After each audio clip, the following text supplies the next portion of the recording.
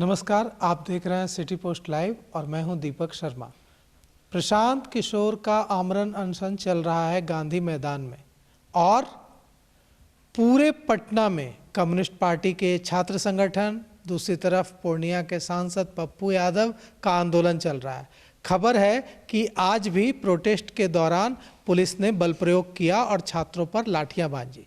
अब इन सब के बीच गांधी मैदान में क्या कुछ चल रहा है, वहां के हालात का जायजा लेकर अभी हमारे साथ लौटे हैं वरिष्ठ पत्रकार श्रीकांत प्रत्युष। इनसे हम जानते हैं कि गांधी मैदान में क्या हो रहा है।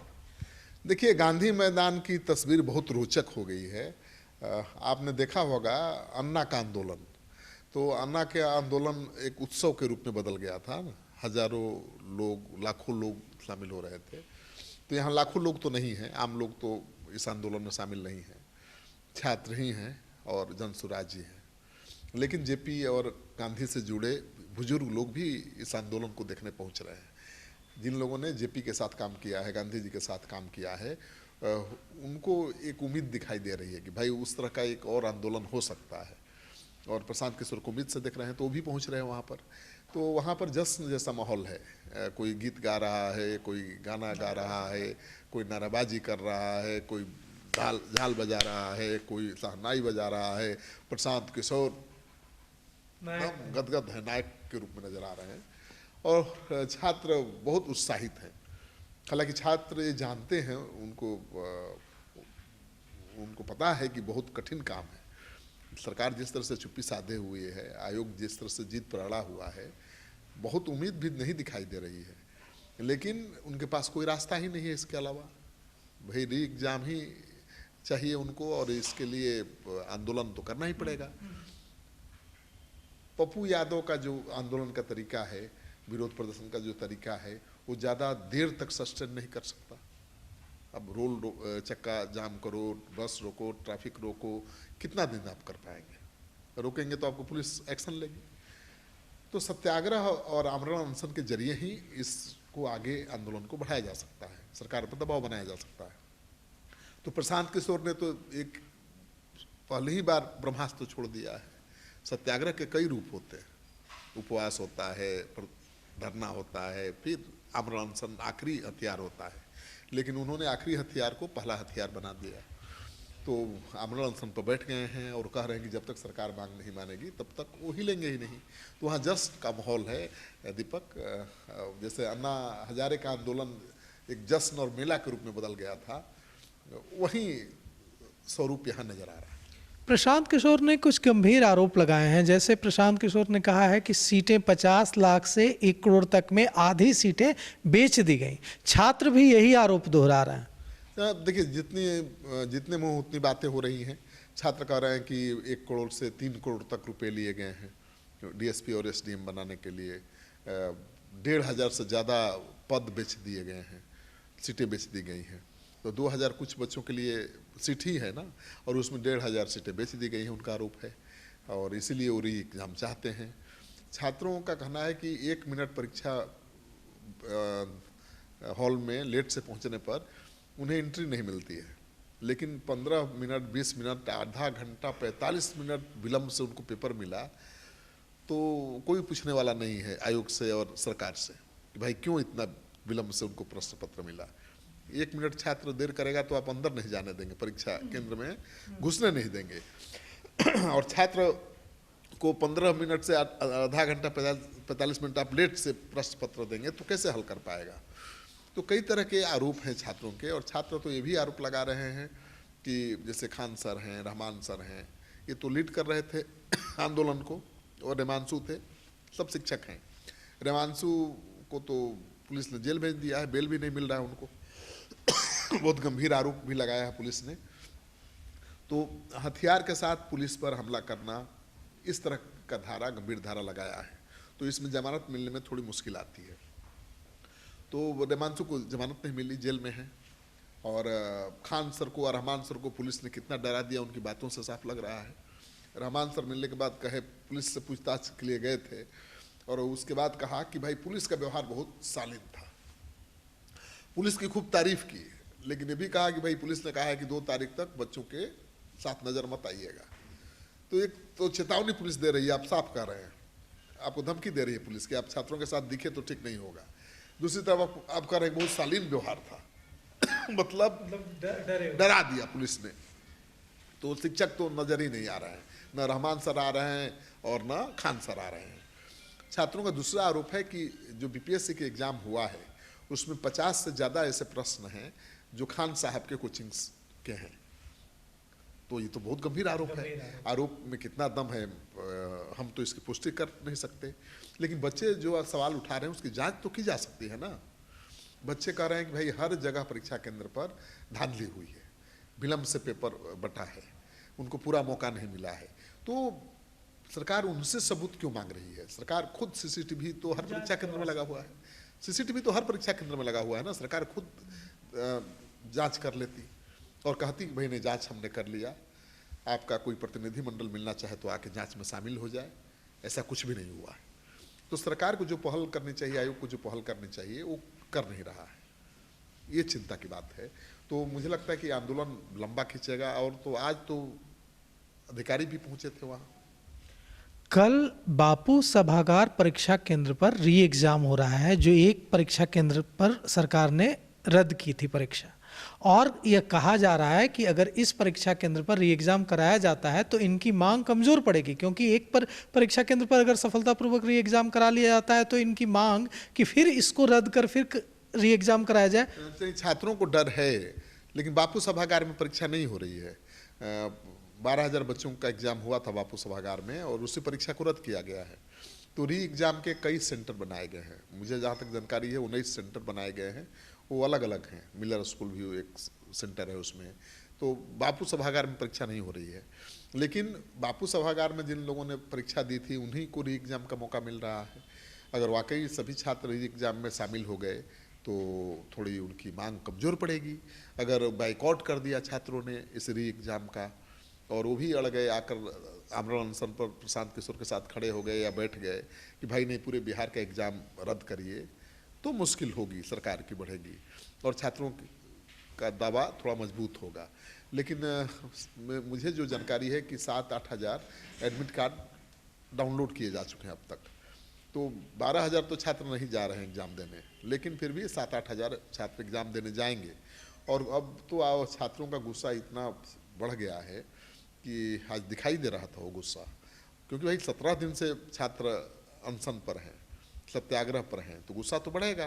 तो लाठी, इस दौरान लाठी डंडे से पीटे गए हैं, निर्मम पिटाई उनकी हुई है, तो गुस्सा तो उबलेगा। और कई छात्र तो रो रहे थे जब प्रशांत किशोर मीडिया से बात कर रहे थे। इस दौरान तस्वीरें आई कि कई छात्र उस दौरान रोते हुए देखे। बिल्कुल, छात्रों को रोते हुए आप देख सकते हैं। भाई जिनको डंडा लगा है ना, वहीं उन्हीं को दर्द पता है।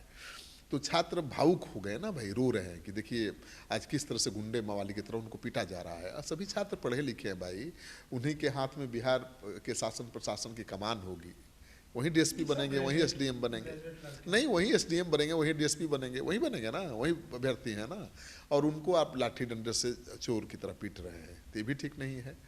और उनके खिलाफ ऐसा मुकदमा दर्ज कर दिया गया है कि उनको मुश्किल होगी आगे पढ़ाई लिखाई करने में, नौकरी करने में। छात्रों की चिंता इस बात को लेकर भी है कि भाई जो मुकदमे दर्ज कर दिए गए हैं कि छात्रों ने हथियार लेकर हमला किया, ये तो सरासर गलत है। ऐसा तो कुछ नहीं हुआ, ऐसा कोई वीडियो तो सामने आया नहीं है, न जिला प्रशासन ने ऐसा कोई वीडियो जारी किया है।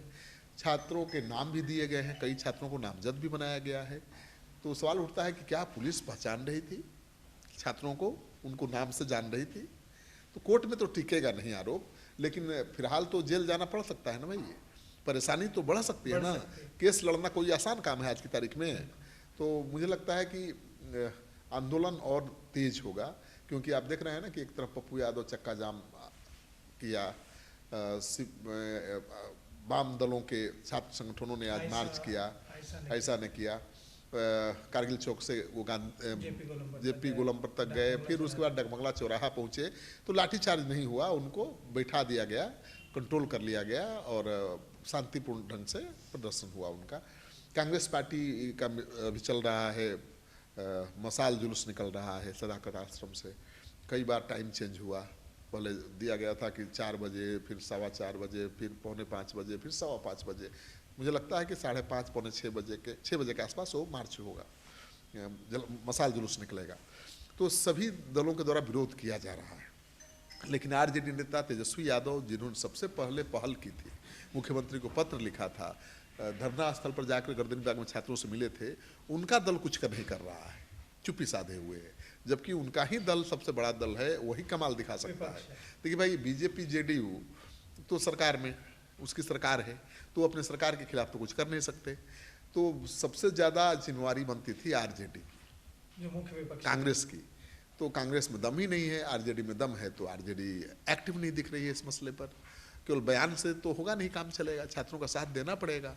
तो छात्रों के आंदोलन को एक तरह से हाईजेक कर लिया है राजनीतिक दलों ने। आप देख लीजिए कि कुछ छात्र तो प्रशांत किशोर के साथ, ज़्यादातर छात्र हैं गांधी मैदान में, कुछ छात्र पप्पू यादव के साथ घूम रहे हैं, और जो सत्याग्रह लेफ्ट के साथ घूम रहे हैं। सत्याग्रह स्थल जो है, जहाँ पर हजारों छात्र रहते थे, मजमा लगा रहता था, वहाँ आज वीरानगी नजर आई। मुश्किल से 5-7 छात्र जो शुरू से ही सत्याग्रह कर रहे हैं, वो बैठे हुए हैं। तो उनके सत्याग्रह को भंग करने की कोशिश की है राजनेताओं ने, सभी दलों के, क्योंकि उन्होंने अपने माइलेज लेने के लिए छात्रों को अलग अलग गुट में बांट दिया। अब छात्र अलग अलग गुट में बट गए और एक एक दल के पीछे लग गए। तो उनका जो मेन सत्याग्रह था गर्दनी बाग वाला, वो तो कमजोर पड़ गया, भंग हो गया। तो मुझे लगता है कि नेताओं ने अपने स्वार्थ के कारण छात्रों के सत्याग्रह को, जो बहुत मजबूती से आगे बढ़ रहा था, सरकार दबाव में थी, उसको भंग कर दिया। आज प्रशांत किशोर से मिलने पहुंची प्रशासन की टीम और वार्ता हुई, और प्रशांत किशोर ने कहा कि बस मुख्यमंत्री एक बार छात्रों से मुलाकात कर लें, और अगर वो मिलने को तैयार हो जाते हैं तो हम अपना आमरण अनशन खत्म कर। प्रशांत किशोर ने कहा कि आप सरकार की तरफ से आए हो कि आप अनशन समाप्त कर दीजिए, तो मैं तो नहीं करने वाला। मैं तभी करूंगा जब मुख्यमंत्री छात्रों से मिले, और मुख्यमंत्री अगर कह देंगे कि नहीं, कोई धांधली नहीं हुई है, री एग्जाम नहीं होगा, तो भी छात्र मानने को तैयार हैं। छात्र तो केवल एक ही मांग कर रहे हैं कि मुख्यमंत्री मिल तो ले। तो उन्होंने कहा कि अधिकारियों से कि भाई, मुख्यमंत्री छात्रों से क्यों नहीं मिलेंगे? अब छात्र से बड़ा कौन हो सकता है? जनता से बड़ा मुख्यमंत्री तो होता नहीं है, जनता ही चुनती है मुख्यमंत्री को। और छात्र तो हमारे आपके सबके घर के हैं, उनकी मांग है कि मुख्यमंत्री एक बार मिल लें, उनकी सुन लें। क्यों नहीं मिल रहे मुख्यमंत्री? अब मुख्यमंत्री जब तक छात्रों से नहीं मिलेंगे, प्रशांत किशोर यहाँ से नहीं हिलेंगे। आपको अगर दम है तो गिरफ्तार कर लीजिए, कोई छात्र यहाँ हंगामा नहीं करेगा। आप गिरफ्तार करिए, मुझे जेल में डालिए, लेकिन जेल से फिर निकलूंगा, यही बैठूंगा, यही आमरण अनशन करूंगा। तो प्रशांत किशोर को मौका दे दिया था जिला प्रशासन ने अपना हिसाब किताब बराबर करने का। आज खूब हड़काया पुलिस वालों को भी, जो गए थे वहाँ पर बात करने। एसडीएम को खूब जम के हड़काया और कहा कि आप दम है तो गिरफ्तार करिए ना, हमको ले चलिए ना। कोई नहीं बोलेगा छात्र, आप ले चलिए, गिरफ्तार कर लीजिएगा। लेकिन अधिकारी चुपचाप सर हिलाते रहे, उनकी सुनते रहे, किसी ने कोई दुर्व्यवहार नहीं किया प्रशांत किशोर के साथ। लेकिन प्रशांत किशोर ने जो पिछली गलतियां हुई थी उसको धोने की कोशिश की पूरी।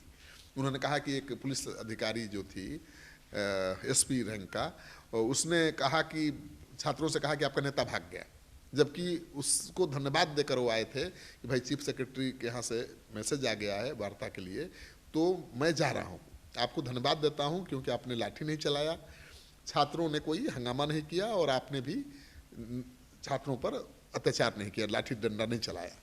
धन्यवाद देकर मैं निकला और उसने ये अनाउंस कर दिया कि आपका नेता तो भाग गया और लाठी चला दिया। तो प्रशांत किशोर को सफाई देने का मौका मिला, क्योंकि उन पर आरोप लग रहा था कि छात्रों को ले गए, मार्च पर बुलाया और बीच में छोड़कर भाग गए, छात्र पिटे गए। तो प्रशांत किशोर को मौका मिल गया सफाई देने का, जो आरोप लगे थे उसको धोने पूछने का, और आज धो पूछ लिया। तो बहुत बड़ा मौका सरकार ने ही प्रशांत किशोर को दे दिया। अगर ये अधिकारी नहीं जाते, उनके साथ प्रशांत किशोर की इतनी तगड़ी बहस नहीं होती, और वो भी बहस लाउड स्पीकर पर हुई, माइक पर। प्रशांत किशोर चुपके से बात नहीं कर रहे थे, जो भी बोल रहे थे लाउड स्पीकर पर सब लोग सुन रहे थे, छात्र ताली बजा रहे थे, उनके हर आक्रमण पर वाहवाही दे रहे थे। तो प्रशांत किशोर गदगद नजर आए, तो उनका हौसला बढ़ा हुआ है, बुलंद है, इसमें कोई शक गुंजाइश नहीं है। और जो अन्ना हजारे के आंदोलन के दौरान जश्न का माहौल दिखता था दिल्ली में, उसका छोटा रूप यहाँ दिखाई दे रहा है।